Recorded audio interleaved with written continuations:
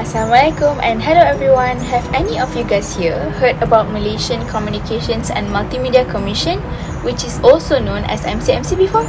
If you haven't heard about it, we are here to explain it to you guys. Firstly, let's start with the history of the MCMC itself. The Malaysian Communications and Multimedia Commission Act of 1998 established the MCMC. The Communication and Multimedia Act of 1998, which is also known as the CMA, on the other hand, specifies the role of the MCMC as the regulator. So what is the function of the establishment of the MCMC? In general, it establishes the policy and regulatory foundation for the convergence of the telecommunications, broadcasting, and internet industries. As a result of that, the Telecommunications Act of 1950 and the Broadcasting Act of 1988 were repealed. As a result, in November 1998, Malaysia implemented a new convergence regulation model. This model resulted in the MCMC Act 1998. Thank you, Professor Adina Arisa, for explaining what MCMC Act 1998 is. Now, it's my turn to interpret what are the objectives of this act. Before that, let me introduce myself. My name is Amirul Danish, and I am an engineer, software engineer, and an IT expert. The main objective of this act is to provide for and to regulate the convergent communication and multimedia industries, and also for accidental methods. So there are 5 sub-objectives of this act, and the first one is to promote national policy objectives for the communication and multimedia industry. The second is to establish a licensing and regulatory framework in support of national policy objectives for the communication and multimedia industry. And the third one is to establish the powers and function of the Malaysian Communication and Multimedia Commission. The fourth one is to establish the powers and procedures for the administration of this act. And the last but not least is to ensure information security and network reliability and integrity.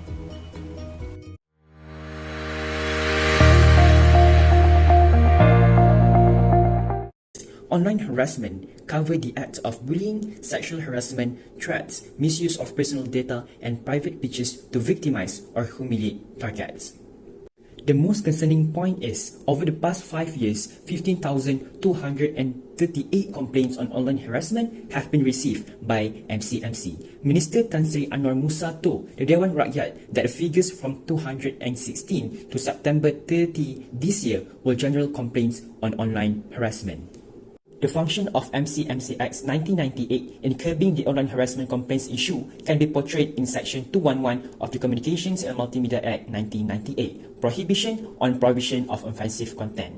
Subsection 1 says, no content application service provider or other person using a content application service shall provide content which is indecent, obscene, false, menacing, or offensive in character with intent to annoy, abuse, threaten, or harass any person.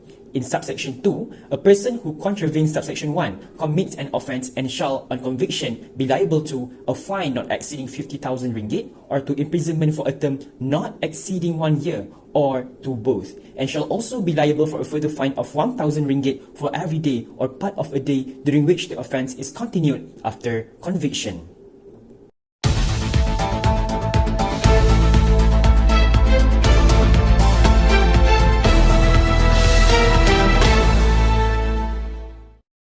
Assalamualaikum and welcome to MCMC News for the first issue, Online Harassment Complaints.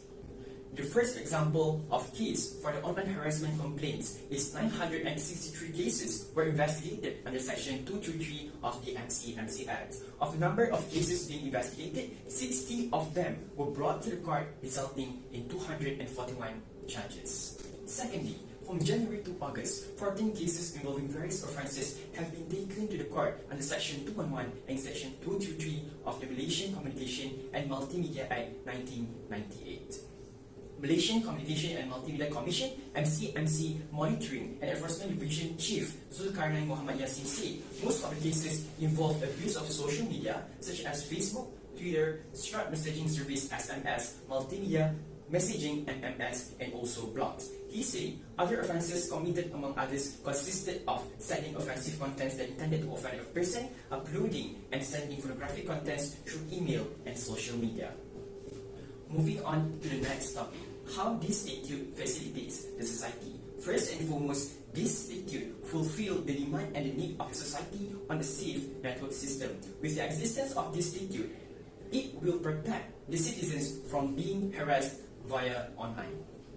Secondly, this statute acts as a weapon of the state to create awareness of the people about the ethics in using social medias. So by implementing this statute in our country, it tends to stop the online harassment complaints such as bullying, sexual harassment, threats, or any misuse of personal data of our citizens. Lastly, these acts also will make important stakeholders such as the government, NGOs, educational institutions, and parents more concerned towards the issue of online harassment. With these acts, we are able to understand that our society will be more concerned with this issue and stop any harassments towards others. All in all, MCMC Act 1998 is very helpful in curbing the issue of online harassment, started from receiving complaints from the society and also solve the problem with the punishment in the statute towards the offenders.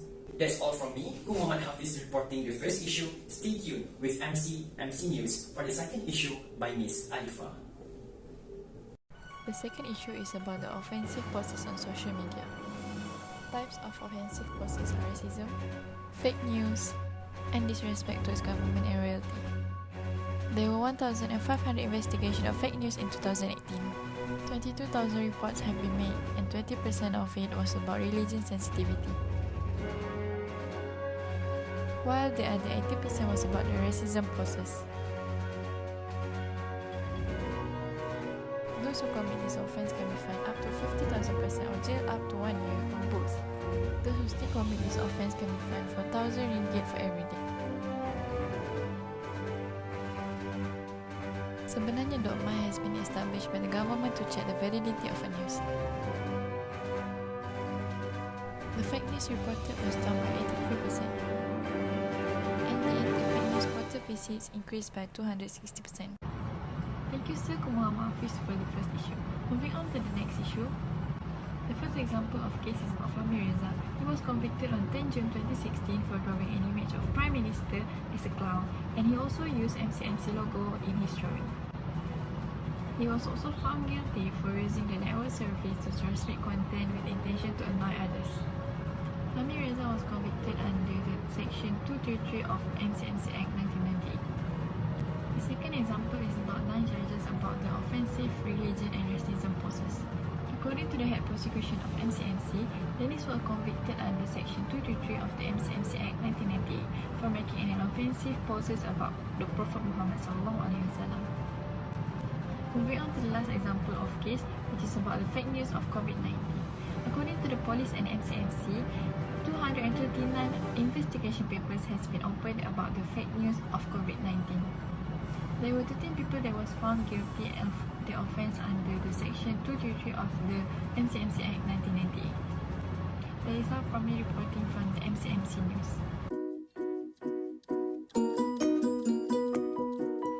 In conclusion, Communications and Multimedia Act 1998 must have tougher regulations and sanctions in order to overcome the issue of the publishment of offensive posts on social media by charging the offenders with criminal offences carrying a maximum sentence of 2 years imprisonment on indictment.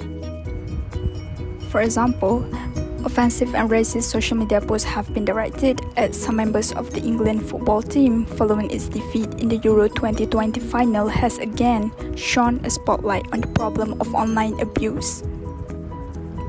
And its rulings was failure to comply with the requirement of an information notice to knowingly or recklessly provide information which is false in a material particular or to provide in response to an information notice material which is encrypted will all be criminal offences carrying a maximum sentence of 2 years imprisonment on indictment.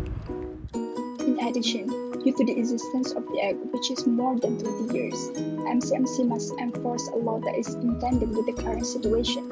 This can be done by reviewing some phrases in the Act in order to provide a more effective legal aspect to tackle the issue of national cybersecurity.